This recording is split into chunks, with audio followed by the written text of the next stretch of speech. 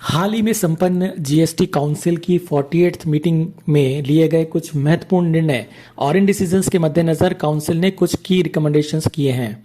तो आइए डिस्कस करते हैं उन रिकमेंडेशंस को इस वीडियो में। तो बने रहिए मेरे साथ इस वीडियो के अंत तक। सबसे पहले एक बड़ा क्लैरिफिकेशन यहाँ पर जीएसटी काउंसिल ने दिया है।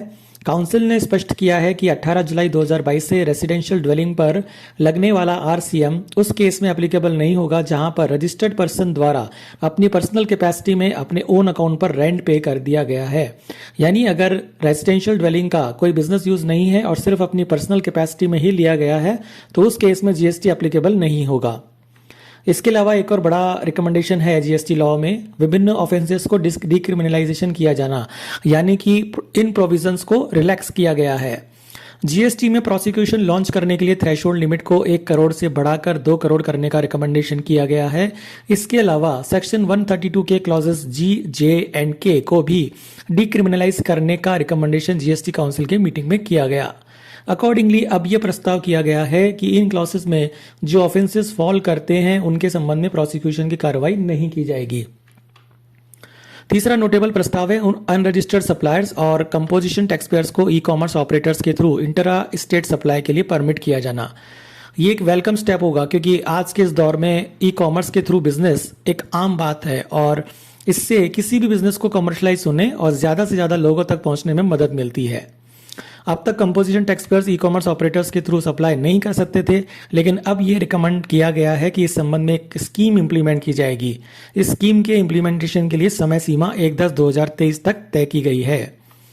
एक और बड़ा और इंटरेस्टिंग रिकमेंडेशन है सेक्शन 16(2) के अंतर्गत 180 डेज में पेमेंट न करने पर आईटीसी रिवर्स किया जाने संबंधी कंडीशन के संबंध में रूल 37 सब रूल 1 को रेट्रोस्पेक्टिवली फ्रॉम 1/10/2022 अमेंड किया जाना प्रस्तावित किया गया है। इस अमेंडेड रूल में यह प्रोवाइड किया जाएगा कि 1/10/2022 से आईटीसी का रिवर्सल केवल प्रोपोर्शनेट बेसिस पर हो सकेगा, यानी आपके द्वारा अपने सप्लायर को जिस एक्सटेंट तक पेमेंट नहीं किया गया हो विद इन 180 डेज केवल उस अमाउंट तक ही आईटीसी रिवर्स होगी।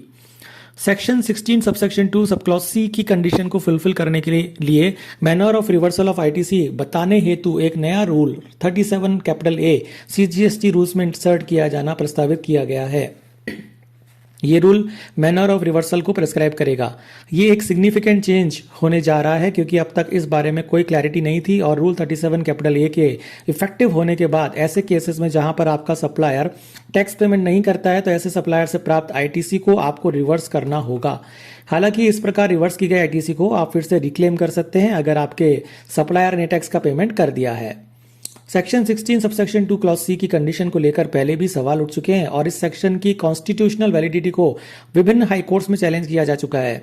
अब जीएसटी काउंसिल ने इस बारे में एक कदम और बढ़ाते हुए रूल इंट्रोड्यूस करने का रिकमेंडेशन कर दिया है। अब देखते हैं कि ये रूल किस प्रकार के मैकेनिज्म को लेकर आएगा और इसका इम्पैक्ट प्रैक्टिकली क्या रहेगा। अगला बड़ा रिकमेंडेशन है सीजीएसटी रूल्स में रूल 109 सी जोड़ा जाएगा और इस नए रूल के जरिए टैक्स पेयर्स को फर्स्ट अपीलेट अथॉरिटी को सबमिट की गई अपील को एक स्पेसिफाइड स्टेज तक विड्रॉ करने की फैसिलिटी प्रोवाइड की जाएगी। इसके साथ ही फर्स्ट अपील से संबंधित रूल्स में भी अमेंडमेंट प्रस्तावित है जिनके द्वारा ऑर्डर अपील अगेंस्ट की सर्टिफाइड कॉपी सबमिट करने के संबंध में क्लैरिटी प्रोवाइड की जाएगी। जीएसटी काउंसिल ने यह भी रिकमेंड किया है कि सेक्शन 37, 39 और 44 में अमेंडमेंट करके इन सेक्शंस के अंतर्गत फाइल किए जाने वाले रिटर्न्स को उनकी रेस्पेक्टिव ड्यू डेट के 3 इयर्स तक ही फाइल किया जा सकेगा। यानी अब इन सेक्शंस में लेट फाइलिंग ऑफ रिटर्न्स के केस में भी 3 इयर्स की मैक्सिमम टाइमलाइन अवेलेबल होगी। आपको बता दूं कि सेक्शन 37 जीएसटीआर 1 से रिलेटेड है जबकि सेक्शन 39 3B से रिलेट करता है और सेक्शन 44 एनुअल रिटर्न का सेक्शन है।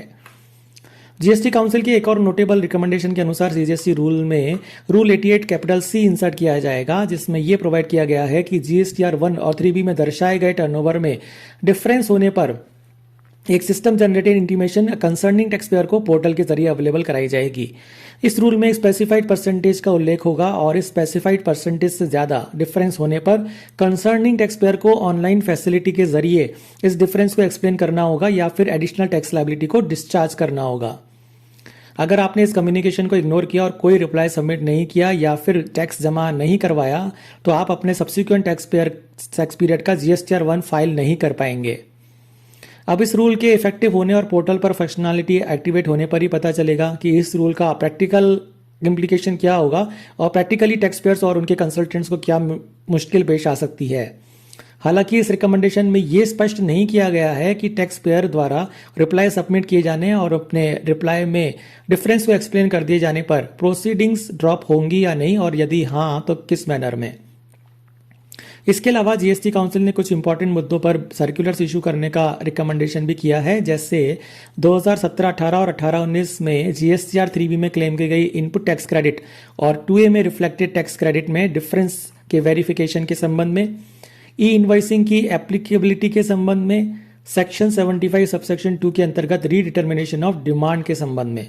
तो ये कुछ इंपॉर्टेंट सर्कुलर्स भी जीएसटी काउंसिल ने अपनी इस मीटिंग में रिकमेंड किए हैं। तो ये थी जीएसटी काउंसिल की 48th मीटिंग से जुड़े कुछ महत्वपूर्ण प्रावधान। टैक्सेशन से जुड़ी ऐसी ही अपडेट्स, केस लॉ एनालिसिस और डिस्कशंस के लिए देखते रहिए आपका अपना दी टैक्स एक्सप्रेस चैनल से जुड़े, सब्सक्राइब करें और बेल आइकन प्रेस करना ना भूलें। धन्यवाद।